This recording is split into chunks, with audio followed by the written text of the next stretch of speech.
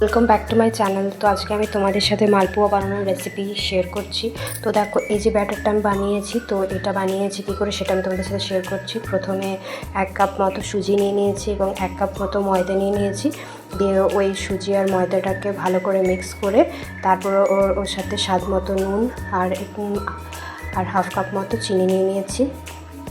তারপরে ওর মধ্যে দুধ মিশিয়ে দিয়েছি। দুধটা বেশিবার মেশালে ওটা নরম হয়ে যেতে পারে, একদম পাতলা হয়ে যেতে পারে, যেটাকে একদম পাতলা করা চলবে না। ব্যাটারটাকে একদম পাতলা করলে মালপোয়াগুলো ঠিকঠাক ফুলবে না। তো সেই জন্য ব্যাটারটাকে এমনভাবে করতে হবে যেন না মোটা হয় বেশি, না পাতলা হয়, তো যাতে ওটাকে ফুলে ওঠে ভালো করে, তো সেরকমভাবে করতে হবে। তো সেই জন্য 3বার মতো দুধ নিয়ে 1 কাপ করে দুধ নিয়ে মিশিয়ে দিতে হবে ভালো করে।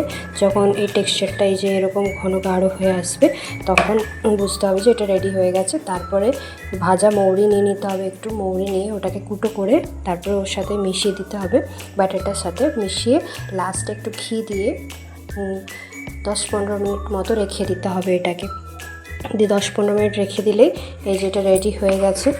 তারপরে এই এরকম করে একটা হাতা করে নিয়ে এই যে গরম তেল করে রেখেছি, এই যে দেখুন আমি ছেড়ে দিচ্ছি একটা একটা করে, দেখবেন কি সুন্দর ফুলে উঠবে।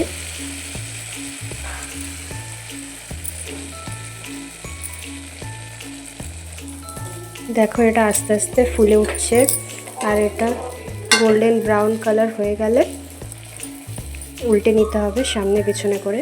দেখো এখানে আমি কিছু বানিয়ে রেখেছি। আর এইটা একটা করতে হবে, এটা হচ্ছে রস মিষ্টির, যেটা চিনির রস হয়। তো এটা করার জন্য প্রথমে জল নিয়ে নিতে হবে এবং জলের মধ্যে চিনি দিয়ে দিতে হবে পরিমাণ মতো। দিয়ে চিনি দিয়ে ওর মধ্যে 2টো এলাচ দিয়ে দিতে হবে আর ফুটতে দিতে হবে যতক্ষণ না টেক্সচারটা গাঢ় হয়ে যাচ্ছে। তারপর ওটা হয়ে গেলে মালপোয়াগুলো এক এক করে মিষ্টির চিনির রসের মধ্যে দিয়ে দিতে হবে। দেখো এটা কীরকম কি সুন্দর ফুলে উঠেছে, আর এটা দেখো গোল্ডেন ব্রাউন কালারও চলে এসেছে। তো এই যে মালপোয়াটা এবার আমি তুলে নেবো এবং মিষ্টির রসের মধ্যে, মানে চিনির রসের মধ্যে যেটা আমি করে রেখেছি সেটার মধ্যে দিয়ে দেবো। দেখো এইভাবে করলে খুবই সুন্দর লাগবে খেতে এবং খুবই টেস্টি হবে। আমি ফার্স্ট টাইম মালপোয়া বানাচ্ছি, তো তোমরাও চাইলে আমার মতন এরকম করে মালপোয়া বানাতে পারো।